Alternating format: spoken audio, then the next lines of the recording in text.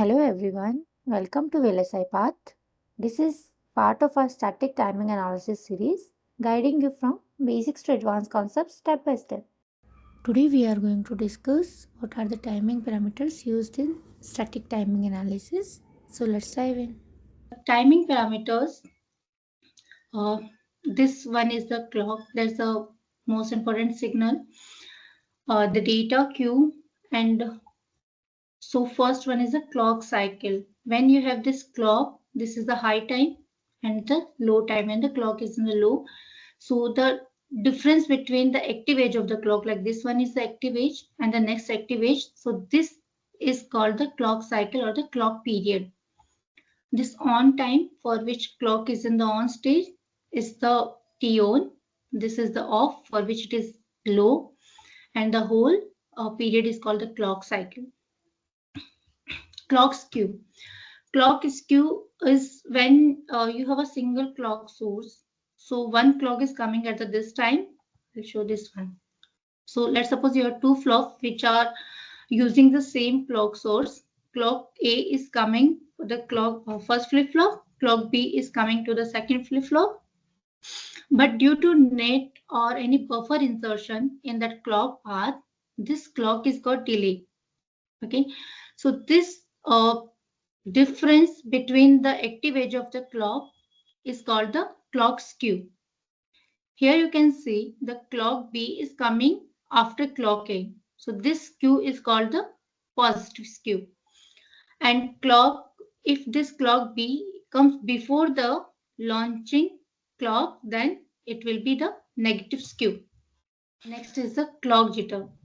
Clock skew, as I said, it will be the starting age, right?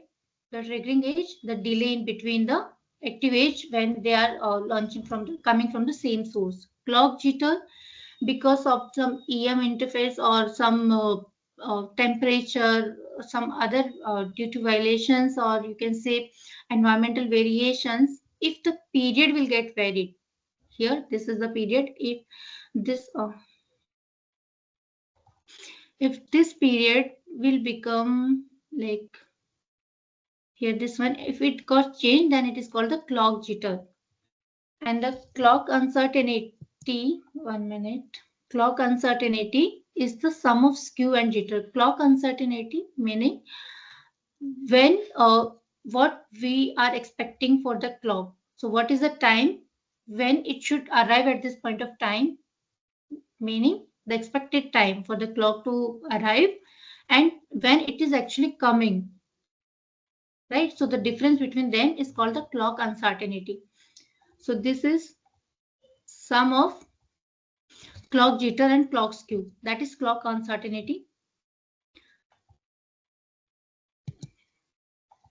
Now the next is setup time. Almost all of you know what is setup time. Setup time is the minimum amount of time before the active age of the clock at which data should be stable to capture it properly. Okay, so this is the setup time. Hold time is the minimum amount of time after the active age of the clock for which data should be in the stable state. So that's the hold time.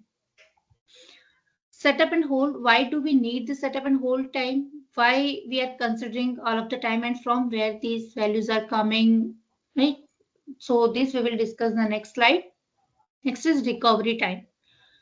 This setup and hold time we are checking for the data with respect to clock.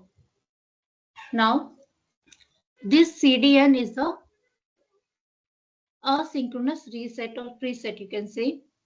So when we assert the asynchronous, what is our expectations? That data should reset just after applying that reset, right? So when you have applied, this is the clock signal, this is a reset, you have applied the reset. What is our expectation? It should go to that stage, reset or preset. If it is reset, it should go to 0 at the same time. That's what is happening. So when we are asserting this asynchronous reset, we do not have to check anything because it should be instantaneous. Just after the delay, it will be reset to 0 or 1. But when we are deasserting that asynchronous reset, then we have to make sure that it should remove before the recovery time of the clock age. Okay, and it should keep stable after the active age of the time for some time, and that is called the removal time, till which we have to keep it stable. Now we will say what's the need of it. We will discuss first this recovery plus removal time is called the aperture time, and the setup plus hold time is also called the aperture time, for which we have to keep the data stable. And here the while deasserting the asynchronous reset, we have to keep it stable. Otherwise, the circuit or design will go into the metastable state. That's all for this video. See you in the next video. Thanks a lot for watching.